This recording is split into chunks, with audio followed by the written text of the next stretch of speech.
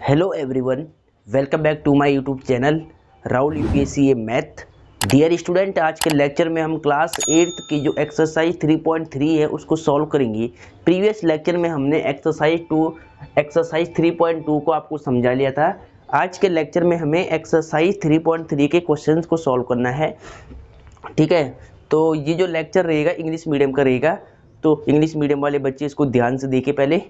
ठीक है, सीबीएसई का रहेगा। देखिए, एक्सरसाइज 3.3 की जो एक्सरसाइज है इसमें आपको पहले कुछ बेसिक आपको इसका क्लियर होना चाहिए, कंसेप्ट इसका क्लियर होना चाहिए कि एक्सरसाइज 3.3 के अंदर बेसिकली हमें करना क्या है। ठीक है, तो डियर स्टूडेंट, अब देखिए ध्यान से समझिए। पहले मैं आपको समझाता हूँ कि एक्सरसाइज 3.3 में जो क्वेश्चंस आएंगे उनको हमें कैसे सॉल्व करना है, उसका जो बेसिक कंसेप्ट है पहले वो आपको समझा रहा हूँ मैं। ठीक है, सबसे पहले इसमें क्या आएगा, प्रॉपर्टीज ऑफ पैरेललोग्राम। ठीक है, सबसे पहले क्या आएगा, प्रॉपर्टीज ऑफ पैरेललोग्राम। क्या पढ़ना है, एक्सरसाइज 3.3 के बेसिक में सबसे पहले क्या आएगा, प्रॉपर्टीज ऑफ पैरेललोग्राम। ठीक है, तो पहले लिख लेते हैं यहाँ पर। सबसे पहले जो बेसिक कंसेप्ट क्या है इसका, एक्सरसाइज 3.3 का बेसिक समझाने के बाद मैं आपको एक्सरसाइज समझाऊंगा। ठीक है, तो देखिए सबसे पहले आपको बेसिक में क्या सीखना है इसका, कि प्रॉपर्टीज ऑफ पैरेललोग्राम, PARALLELOGRAM। क्या पढ़ना है, प्रॉपर्टीज ऑफ पैरेललोग्राम। ठीक है, तो इसकी आपको प्रॉपर्टी सीख लेनी है। तो देखिए पैरेललोग्राम की जो प्रॉपर्टीज होती है वो बेसिकली क्या होती है वो मैं आपको समझा रहा हूँ, क्योंकि मोस्टली जो क्वेश्चन आएंगे एक्सरसाइज 3.3 में वो इस पर ही बेस्ड होंगे। ठीक है, तो इसको आपको ध्यान से समझ लेना है पहले। तो देखिए पहले इसके बारे में थोड़ा लिखवा लेता हूँ मैं डेफिनेशन, इसके बाद में आपको समझाता हूँ। देखिए डेफिनेशन क्या होती है, सबसे पहले तो आप ये प्रॉपर्टी लिखने से पहले इसके बारे में आपको पता होना चाहिए। जो मैंने लिखा है पैरेललोग्राम, ये बेसिकली होता क्या है। ठीक है, तो देखिए सबसे पहले यहाँ पर लिखते हैं पैरेललोग्राम।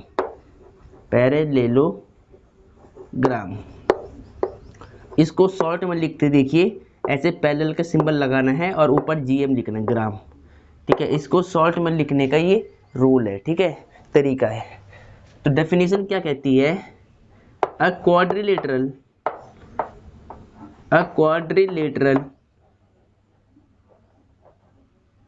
ठीक है, क्या लिखना है, a quadrilateral in which each pair of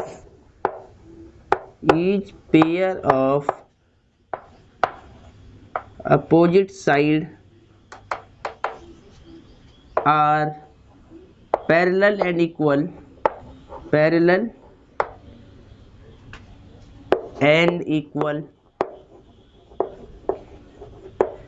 is called a parallelogram.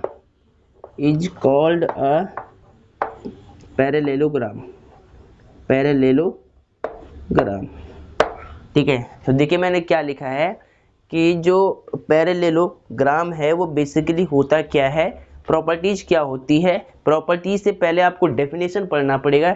Definition क्या कहती है, a quadrilateral in which each pair of opposite side are parallel and equal is called a parallelogram. ठीक है, मतलब एक ऐसा क्वाड्रिलेटरल जिनमें अपोजिट साइड के जो पेयर होते हैं वो आपस में पैरेलल होना चाहिए और इक्वल होना चाहिए। ठीक है, यही तो लिखा है, a quadrilateral in which each pair of opposite side are parallel and equal, यानी अपोजिट साइड जो आमने सामने वाली साइड्स होंगी वो आपस में पैरेलल और इक्वल दोनों होनी चाहिए। अगर वो आपस में पैरेलल और इक्वल है तो इसका मतलब वो जो फिगर है पैरेललोग्राम की फिगर है। ठीक है, तो ये बात आपको समझ में आ रही होगी। तो इसके देखिए जो इसका डायग्राम बनता है, फिगर कैसे बनती है, ऐसे जो पैरेललोग्राम होता है इसकी फिगर बनती है ऐसे। ठीक है, ऐसे आपको इसकी फिगर बना देनी है। नेमिंग आप कर सकते हैं A, B, C और D। अब इस फिगर में ध्यान से देखिएगा कि जो AB की अपोजिट साइड है वो क्या है, CD, और जो AD की अपोजिट साइड है, यानी अपोजिट साइड का क्या मतलब है, आमने सामने वाली साइड। ठीक है, आमने सामने वाली साइड को हम क्या बोलते हैं, अपोजिट साइड बोलते हैं। इसके सामने ये साइड है, इसके सामने ये साइड है, तो ये साइड आपस में पैरेलल भी होती है और इक्वल भी होती है। इसके सामने ये साइड है और इसके सामने ये साइड है, यानी ये आमने सामने वाली अपोजिट साइड है, ये आपस में इक्वल और पैरेलल दोनों ही होती है। ठीक है, अगर ये इक्वल और पैरेलल है तो इसका मतलब ये फिगर किसकी है, पैरेललोग्राम की फिगर है। ठीक है, तो ये बात आपको समझ में आ गई होगी। तो अब देखिए बाई डायग्राम, यहाँ पर एक बात आप लिख देना, बाई डायग्राम। ठीक है, बाई डायग्राम, डायग्राम में आपको क्या दिख रहा है कि जो A B and C D है वो क्या है, A B and C D are opposite sides, are opposite sides. ठीक है, पहली बात आपको ये ध्यान रखनी है। दूसरी बात आपको ध्यान क्या रखना है कि A D and B C भी क्या है, अपोजिट साइड है। ए डी एंड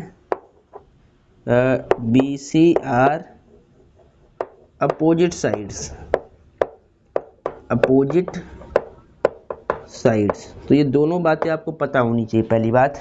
और जो ये एंगल ए है, एंगल सी है, ये भी क्या होते हैं, अपोजिट एंगल है, ये भी इक्वल होते हैं हमेशा। ठीक है, पैरेललोग्राम में जो अपोजिट एंगल है वो भी इक्वल होते हैं, यानी यहाँ पर एक बात आपको और लिखना है, angle A equal to angle सी।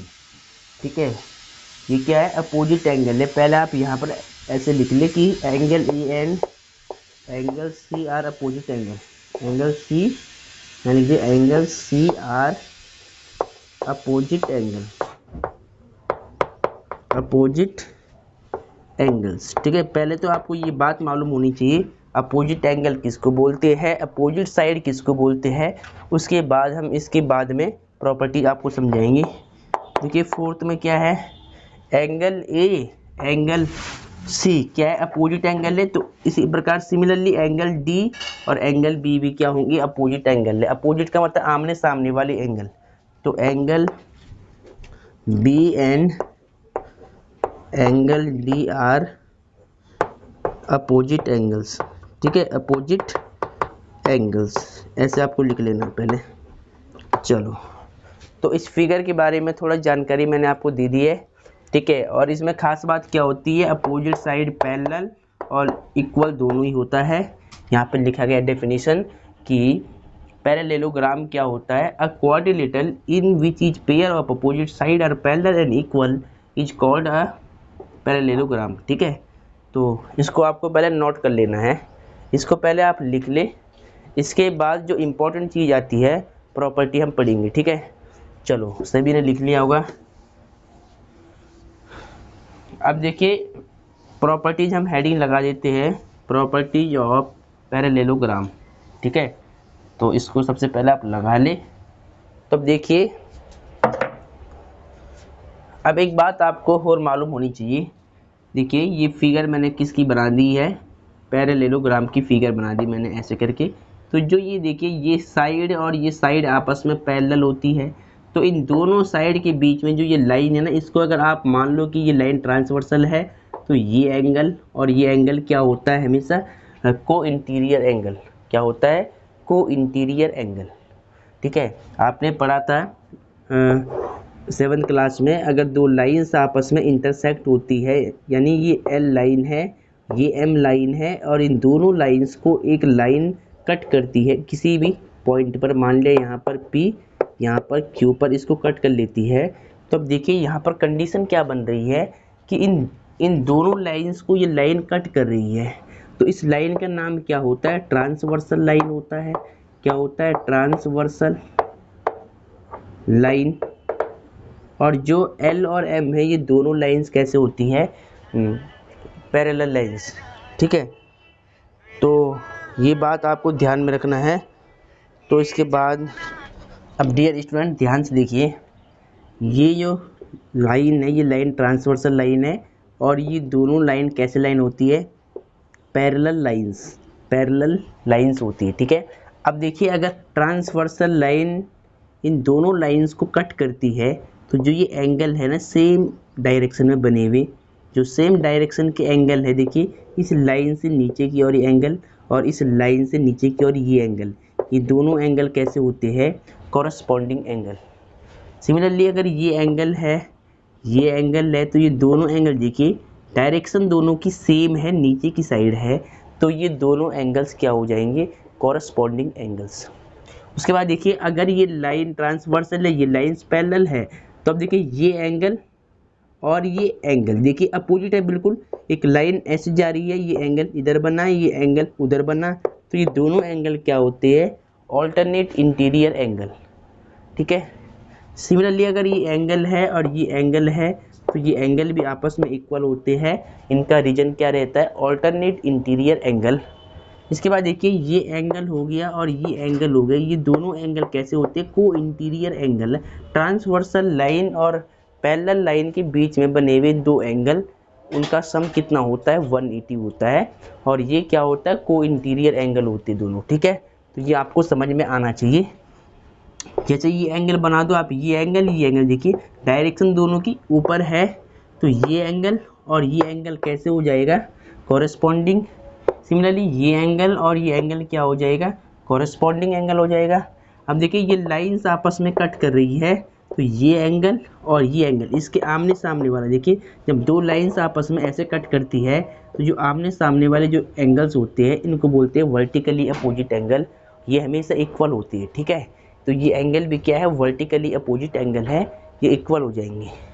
तो देखिए थोड़ा से एंगल्स आपने सीख लिया है, 7th क्लास की जो मतलब बातें थी वो मैंने आपको याद दिला दी एक बार। अब मैं इसकी प्रॉपर्टीज लिख देता हूँ पैरेललोग्राम की। ठीक है, तो पहले हेडिंग लगाते हैं प्रॉपर्टीज ऑफ पैरेललोग्राम। हेडिंग क्या लगाएंगे, properties of parallelogram, properties of parallelogram. इसको आपको पढ़ना जरूरी है क्योंकि मोस्टली जो क्वेश्चन होंगे एक्सरसाइज में वो इस पर ही होंगे। देखिए सबसे पहले इसकी फिगर बना दो आप एक, तो ये ऐसे फिगर बन जाती है पैरेललोग्राम की। ठीक है, अब इसमें क्या होता है, ये साइड इसके पैरेलल इक्वल, ये साइड इसकी पैरेलल और इक्वल। ठीक है, इसका नेम रख दो आप A B C D। ठीक है, अब देखिए प्रॉपर्टीज में लिखता हूँ एक एक करके, आपको ध्यान से समझना है बात। पहले मैं इसको रफ कर लेता हूँ, देखिए ध्यान से।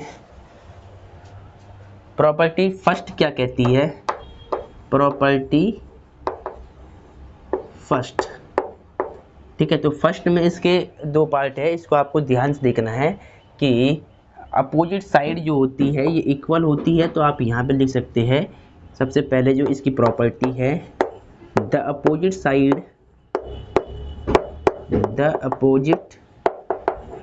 साइड्स ऑफ अ पैरेललोग्राम, इसको शॉर्ट में लिखते हैं पैरेलल लाइंस और GM। ठीक है, तो opposite sides of a parallelogram are equal. Opposite side क्या होती है, पैरेललोग्राम में अपोजिट साइड क्या होती है, इक्वल होती है और देन पैरेलल भी होती है। तक आपकी बात समझ में आ गई होगी। तो सेकंड प्रॉपर्टी क्या कहती है, देखिए फर्स्ट में आपको ये देखिए फर्स्ट का था ये फर्स्ट भाग, फर्स्ट की यहाँ पर दो आपको लिखनी है प्रॉपर्टी। फर्स्ट मैंने क्या लिखा, opposite side of a parallelogram are equal, और सेकंड क्या है, the opposite sides of a parallelogram are parallel. Equal भी होती है अपोजिट साइड और पैरेलल भी होती है, तो ये दोनों आपको लिख लेना है। ये आती है फर्स्ट में प्रॉपर्टी। ठीक है, प्रॉपर्टी फर्स्ट के अंतर्गत ये दोनों चीज़ें आपसे पूछी जाती है, अपोजिट साइड पैरेलल भी होती है, इक्वल भी होती है। ठीक है, अब देखिए प्रॉपर्टी सेकंड, इसको आपको बिल्कुल ध्यान से देखना है। इसमें क्या होता है कि द अपोजिट साइड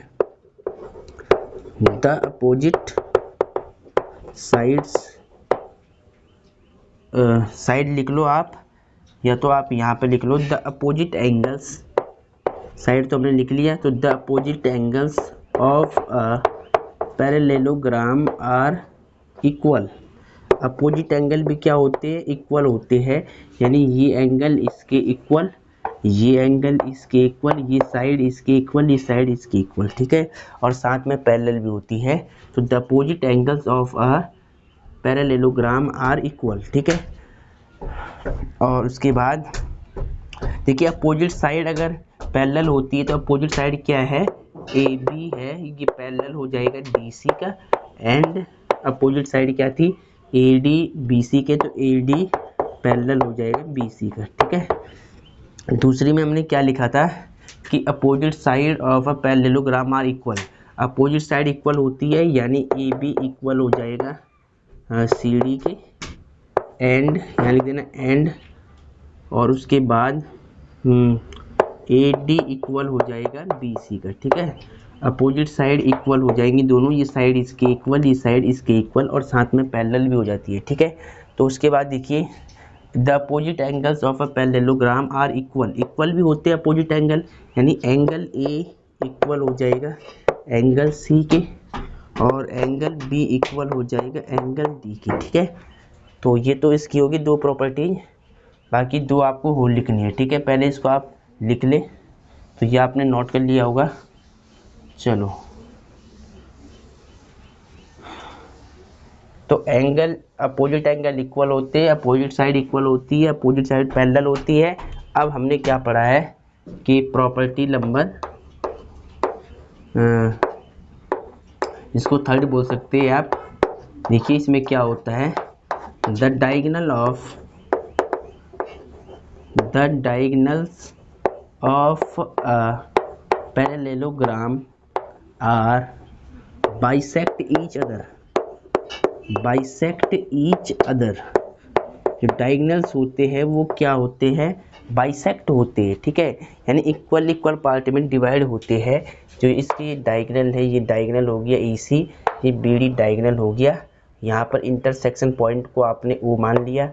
अब देखिए डायगोनल का बाइसेक्ट होने का क्या मतलब है, मान लिया कि अगर ये जो ए सी है ये 8 सेंटीमीटर की लेंथ है, तो यानी 4 ये हो जाएगा, 4 ये हो जाएगा, तो 4 क्या हो जाएगा, 8 हो जाएगा, यानी इक्वल पार्ट में डिवाइड करना है, बाइसेक्ट करना है, यानी इक्वल पार्ट में डिवाइड होनी चाहिए, ठीक है।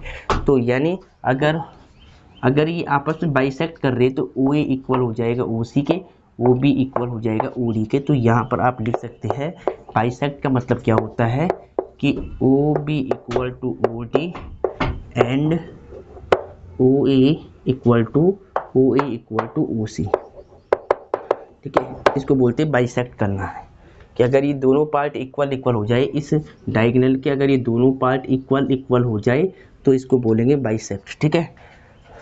तो अब देखिए प्रॉपर्टी फोर्थ को ध्यान से देखिए।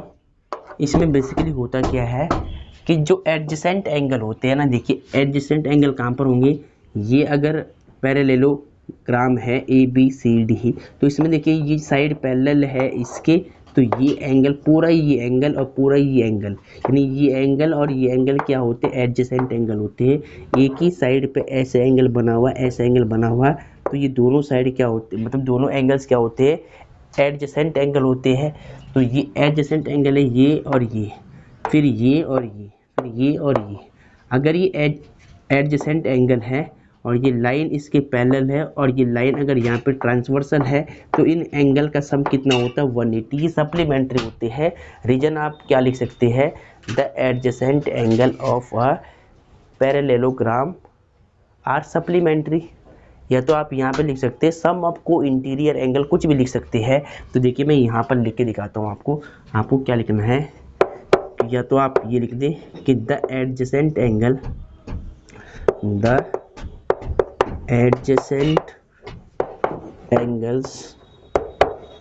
ऑफ अ पैरेललोग्राम इसको शॉर्ट में लिख लिया आप, parallelogram, the adjacent angles of a parallelogram are supplementary, ठीक है। क्या होते हैं, सप्लीमेंट्री होती है। अब सप्लीमेंट्री क्या होता है, जब दो एंगल का सम 180 के इक्वल होता है तो उसको बोलते हैं सप्लीमेंट्री एंगल, ठीक है, सप्लीमेंट्री। या तो आप यहाँ पर ऐसे भी लिख सकते हैं, ये लाइन और ये लाइन पैरेलल है, इसका मतलब ये एंगल और ये एंगल क्या होगा, को इंटीरियर एंगल होगा।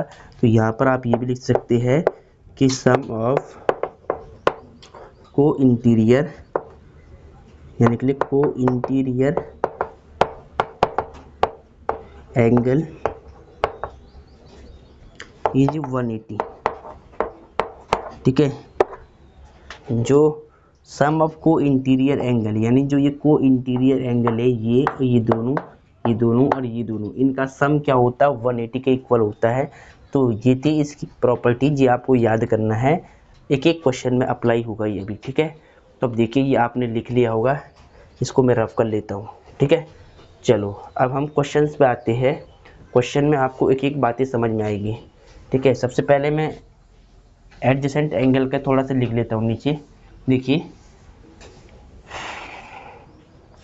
अब ये फिगर बना दी मैंने पैरेललोग्राम की, और इसमें इसको ए मान लिया, इसको बी मान लिया, इसको सी, इसको डी मान लिया। ये एंगल एडजेसेंट है, ये एंगल एडजेसेंट एंगल है, और ये एंगल क्या है, एडजेसेंट एंगल है। इनका सम क्या होता है, 180 होता है, क्योंकि ये सप्लीमेंट्री होते हैं। ठीक है, ये को इंटीरियर एंगल है, तो यहाँ पे लिख सकते हैं आप कि एंगल ए प्लस में एंगल बी, इनका सम सप्लीमेंट्री का मतलब 180 होगा। इसी प्रकार एंगल ए एंगल डी, इनका सम भी 180 हो जाएगा। उसके बाद एंगल डी प्लस में एंगल सी, इनका सम भी 180 हो जाएगा। एंगल बी प्लस में एंगल सी, इसका सम भी 180 हो जाएगा। तो सप्लीमेंट्री का मतलब यही होता है, एडजेसेंट एंगल का सम अगर 180 है तो वो दोनों एंगल सप्लीमेंट्री कहलाते हैं। ठीक है, देखिए इसका सम 180, इसका सम 180 होगा हमेशा, इसका और इसका सम 180 होगा, ये आपको याद रखना है। तो मैंने लिख भी लिया है। ठीक है, अब क्वेश्चंस को करते हैं। क्वेश्चन पर अगर ये बात अप्लाई होगी तो आपको समझ में आएगा बेहतर तरीके से। ठीक है, तो सबसे पहले क्वेश्चन निकाल लेता हूँ मैं, तो ध्यान से देखिए। एक्सरसाइज 3.3 को ध्यान से देखिए। एक्सरसाइज 3.3 में क्वेश्चन नंबर फर्स्ट क्या कहता है, क्वेश्चन नंबर फर्स्ट कहता है कि given a parallelogram ABCD complete each statement along with the definition और प्रॉपर्टीज यूज्ड। यानी क्या करना है, प्रॉपर्टी और डेफिनेशन के द्वारा आपको रीजन भी देना है, और जो फिगर आपको दे रखी है फर्स्ट क्वेश्चन में जो फिलअप है, इसको आपको फिलअप करनी है। ठीक है, तो देखिए पहले एक फिगर दे रखी है, ऐसे कोई फिगर बनी हुई है। ठीक है, ऐसे कोई फिगर बनी हुई है पैरेललोग्राम की, और इसमें नेम क्या लिखी हुई है, ABCD। ठीक है, और ये इसके डायगोनल है, इंटरसेक्ट करते हैं, ये भी डायगोनल है, इसका इंटरसेक्ट करता है। ठीक है, अब देखिए क्या कहता है कि complete given a parallelogram ABCD complete each statement along with the definition और प्रॉपर्टी यूज्ड। ठीक है, डेफिनेशन और प्रॉपर्टी की हेल्प से सॉरी, देखिए क्वेश्चन 1 की ये फिगर मैंने बना दिया है। अब क्वेश्चन 1 को ध्यान से सुनिए पहले। Given a parallelogram ABCD complete each statement along with the definition और प्रॉपर्टी यूज्ड। डेफिनेशन और प्रॉपर्टी यूज करके आपको रीजन देनी है, और जो क्वेश्चन आपको फिलअप करनी है। नीचे देखिए क्वेश्चन में क्या है, क्वेश्चन मैंने पढ़ लिया है, आप इसको पढ़ लेना है। इसका फर्स्ट भाग क्या है कि AD किसके इक्वल होगा, इस फिगर में देख के बताना है। फिर सेकंड है कि एंगल DCB ये किसके इक्वल होगा। उसके बाद थर्ड है कि OC किसके इक्वल होगा। उसके बाद फोर्थ है मेजरमेंट, यानी M का मतलब होता है measurement of angle DAB plus measurement of angle CDE, ये किसके इक्वल होगा। ठीक है, ये आपको बताना है। तो सबसे पहले देखिए प्रॉपर्टीज हमने क्या पढ़ी थी कि opposite side of parallelogram are equal, opposite side of a parallelogram are parallel, opposite angle of a parallelogram are equal, और the adjacent angle of a parallelogram are supplementary, और उसके बाद हमने क्या पढ़ा था कि the diagonal of parallelogram bisect each other. ठीक है, तो अब यहाँ पर देखिए सबसे पहले AD बताना किसके इक्वल है। देखिए इस फिगर में देखिए AD इक्वल होगा हमेशा BC का। अब रीजन क्या रहेगा कि opposite side of a parallelogram are equal. ठीक है, तो ये प्रॉपर्टी मैंने लिखवाई थी। तो AD किसके इक्वल होगा, BC के। ठीक है, और क्वेश्चन में कहता था कि प्रॉपर्टी या रीजन आपको जरूर देना है, तो यहाँ पे लिखते हैं हम रीजन इसका कि ये आपस में इक्वल क्यों है। तो हम यहाँ लिखेंगे the opposite side, the opposite sides of a parallelogram are equal. ठीक है, इसको आप बिल्कुल सही से लिख ले। तो ये इसका रीजन है। एंगल DCB, एंगल हमेशा बीच में होता है। देखिए एंगल DCB कहाँ पर है, DCB, यानी ये एंगल किसके इक्वल होता है, इसके सामने वाले एंगल के इक्वल होगा। अब रीजन क्या रहेगा, opposite angle of a parallelogram are equal. तो यहाँ पर देखिए DCB यानी DCB इक्वल होगा DAB के। ठीक है, यानी एंगल A के। तो DAB, और रीजन यहाँ पर क्या लिखना है आपको, इसके सामने क्या लिखना है कि the opposite angles of a parallelogram are equal. ठीक है, ये इसका रीजन है। इसके बाद देखिए मेजरमेंट, देखिए OC इक्वल होगा किसकी, फिगर में देखिए यहाँ पर एक पॉइंट O दे रखा है। ठीक है, यहाँ बीच में एक पॉइंट O है। अब ये पूछता है कि OC इक्वल होगा, देखिए OC इक्वल होगा OA की। ठीक है, आपने अब देखिए रीजन क्या रहेगा, यहाँ पर आप लिख देना OA, और रीजन इसका मैं यहाँ पर लिख रहा हूँ। ठीक है, तो इसका रीजन क्या है कि the diagonals of a parallelogram are bisect each other. ठीक, तो यहाँ पे क्या लिखना है, the diagonals of a parallelogram are bisect each other. ठीक है, ये इसका रीजन है, इसको ध्यान रखना है आपको। इसके बाद देखिए measurement of angle DAB, DAB यानी ये एंगल। फिर मेजरमेंट ऑफ एंगल CDE यानी इस एंगल और इस एंगल का सम कितना होता है, 180 होता है। को इंटीरियर एंगल बोल लो या the adjacent angle of a parallelogram are supplementary. ठीक है, तो यहाँ पर इनका सम क्या आएगा 180, और रीजन क्या रहेगा, इसका रीजन आपको इसके सामने लिखना है। मैं यहाँ पे लिख रहा हूँ नीचे कि the adjacent angles of a parallelogram are supplementary. चाहे तो आप ये लिख ले, चाहे तो आप यहाँ पर ये भी लिख सकते और करके, सम ऑफ को interior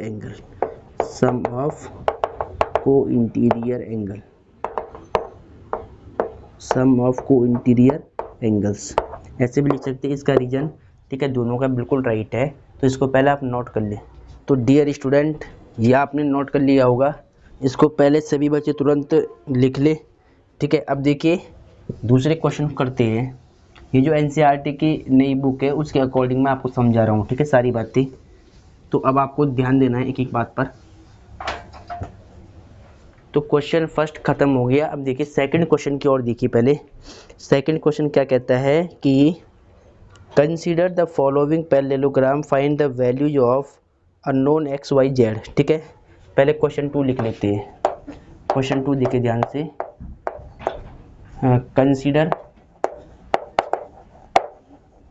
consider the following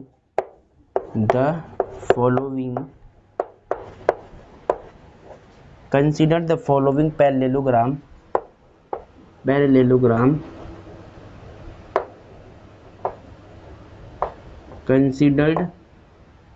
consider the following parallelograms, find the value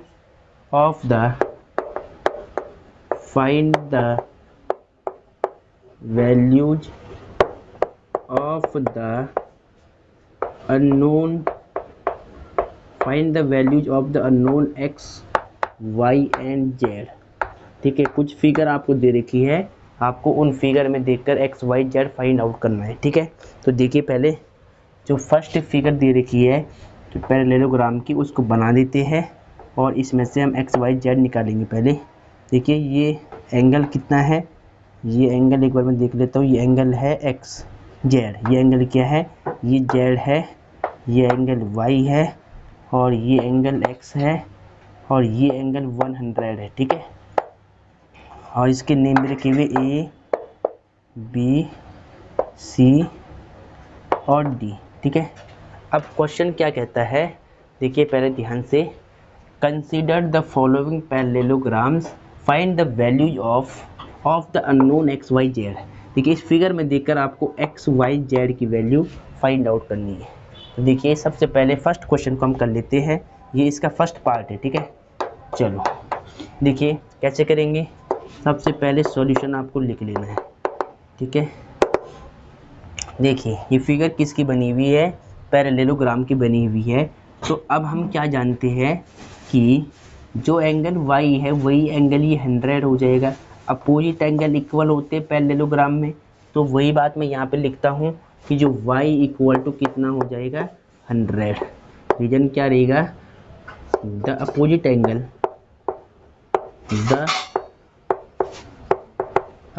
angles of a parallelogram are equal. Opposite angle क्या होते हैं, इक्वल होते हैं हमेशा, तो वो रीजन मैंने यहाँ पे लिख लिया है। अगर b 100 है तो d भी क्या होगा 100 हो जाएगा, और d को y माना है तो y की वैल्यू क्या हो जाएगी 100। ठीक है, चलो इसके बाद देखिए पहले आप यहाँ से x निकाल लो, फिर x और z भी क्या हो जाएगा, अपोजिट एंगल हो जाएगा। ठीक है, तो देखिए पहले ये एंगल और ये एंगल है, इनका सम कितना होता है 180 होता है, को इंटीरियर एंगल, या तो फिर ये बोलो कि the adjacent angle of a parallelogram are supplementary, है ना। तो देखिए सबसे पहले मैं यहाँ पर क्या लिखूँगा, since angle B plus angle C, angle B angle C का सम कितना हो जाएगा 180 डिग्री। आप यहाँ पर लिख सकते हैं सम ऑफ को इंटीरियर एंगल, सम ऑफ को इंटीरियर एंगल्स। ठीक है, जब को इंटीरियर एंगल्स होते हैं तो उनका सम क्या होता है 180 होता है। ठीक है, ये बात मैंने समझाई थी। और चाहो तो आप यहाँ पर ये भी लिख सकते हैं कि the adjacent angle of a parallelogram are supplementary. ठीक है, देखिए एंगल बी कितना है, एंगल बी 100 है, या 100 पुट कर लो, एंगल सी एक्स है, यहाँ से आप एक्स निकाल सकते इजीली, तो एक्स इक्वल टू कितना आएगा 100 माइनस में 180 माइनस में 100, तो देयरफॉर एक्स की वैल्यू कितनी आएगी 80 आएगा। 180 में से आपको 100 को माइनस करना है तो 18 आ जाएगा। ठीक है, 80 आ जाएगा। अब देखिए अगर x 80 है तो y, तो इसके सामने जो z है वो भी 80 हो जाएगा। अपोजिट एंगल है ना दोनों, x और z कैसे अपोजिट एंगल है, तो आप लिख सकते हैं सिंस ये x इक्वल टू z, और रीजन क्या रखना है, the opposite angles of a parallelogram are equal. Opposite angle equal होते हैं हमेशा, इस बात का आपको ध्यान रखना है। तो अब देखिए x की वैल्यू आपने 80 निकाली है, तो z की भी क्या बन जाएगी 80 बन जाएगी। देखिए इक्वल है बीच में, तो z इक्वल टू कितना हो जाएगा 80 डिग्री हो जाएगा। तो आपसे x y z पूछ रहा था, x की वैल्यू कितनी आई 80 और y की वैल्यू 100, z की वैल्यू 80। ठीक है, तो इस तरह से ये क्वेश्चन आपका समाप्त हो गया है। आपको इसको नोट कर लेना है, इसका आंसर आप चेक कर सकते हैं। ठीक है, रीजन आपको प्रॉपर लिखनी है, पहले इसको नोट कर ले। देखिए ये क्वेश्चन हो गया होगा, अब इसका सेकंड पार्ट देखिए पहले। सेकंड पार्ट को ध्यान से देखिए, पहले मैं क्वेश्चन लिख लेता हूं। देखिए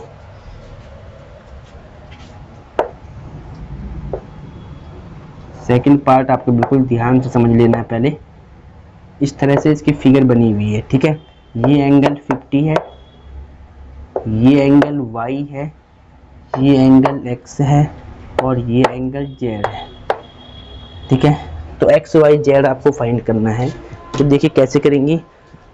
सबसे पहले ध्यान से देखिए, यहाँ से देखिए पहले मैं क्या करता हूँ, मैं देखिए ये एंगल, अगर ये फिगर पैरेललोग्राम की है तो ये क्या हो जाएंगे, दोनों एंगल्स क्या हो जाएंगे, एडजेसेंट एंगल हो जाएंगे, को इंटीरियर एंगल हो जाएंगे। तो इनका सम कितना हो जाएगा, दोनों का 180 हो जाएगा। तो यहाँ से पहले आप y निकाल लो। तो सबसे पहले लिखो सॉल्यूशन, ठीक है, ये सेकंड फिगर थी। तो अब देखिए y प्लस में 50 कितना हो जाएगा, 180। रीजन क्या रहेगा, सम ऑफ को इंटीरियर एंगल, या फिर ये लिख सकते हैं the adjacent angle of a parallelogram are supplementary. तो सम ऑफ को इंटीरियर एंगल आप लिख सकते हैं, ठीक है, ऐसे सम ऑफ को इंटीरियर एंगल्स। देखिए y, यहाँ से आपको पहले y की वैल्यू निकालनी है, 50 जाएगा उधर, माइनस का 50 हो जाएगा। तो y इक्वल टू कितना आएगा, 0 की 0, 8 में से 5 जाएगा 3, 130 आ जाएगा, ठीक है। y की वैल्यू कितनी आएगी, 130। अब देखिए जो एंगल y है वही एंगल तो z होगा, सेम एंगल। देखिए ये अगर ये लाइन और ये लाइन आपस में पैरेलल होती है, पैरेललोग्राम में अपोजिट साइड पैरेलल होती है, तो ये लाइन ट्रांसवर्सल हो जाएगी, और फिर ये एंगल और ये एंगल क्या हो जाएगा, ऑल्टरनेट इंटीरियर एंगल, ठीक है। तो आपको यहाँ पे क्या लिखना, y इक्वल टू जेड, सिर्फ आप यहाँ पर ये लिख सकते हैं ऑल्टरनेट एंगल्स, ठीक है। ऑल्टरनेट एंगल्स हमेशा आपस में इक्वल होते हैं। तो अब देखिए y की वैल्यू कितनी आई, 130। तो इट मीन्स डैट z की वैल्यू भी क्या हो जाएगी, 130 हो जाएगी, ठीक है। चलो अब देखिए x की वैल्यू कैसे निकालोगे, जो वैल्यू y की है वही x की हो जाएगी। अपोजिट एंगल क्या होते हैं, इक्वल होते हैं, ठीक है। तो यहाँ पर आपको देखिए, यहाँ पर आपने लिख दिया। अब आपको क्या लिखना है यहाँ पर कि y equal to x, reason क्या रहेगा, अपोजिट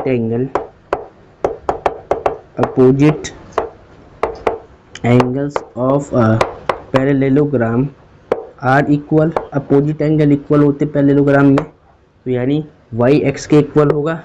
और y की वैल्यू आपने निकाली है 130, तो x की भी क्या आएगी, 130। तो साइड चेंज करो, x इक्वल टू 130, यानी इन सब की वैल्यू क्या आएगी, 130 आएगी, ठीक है। तो आप चेक कर लेना और रीजन आपको प्रॉपर लिखना है, ठीक है। तो आज के लेक्चर को बेसिकली यहीं पर समाप्त करते हैं। इसको नोट कर ले सभी क्वेश्चंस को आप, ठीक है। अगर मैं और क्वेश्चन भी समझाऊंगा तो ये लेक्चर लंबा हो जाएगा, इसीलिए आप इसको पहले यहाँ तक देख ले और इसको लिख ले पहले, ठीक है।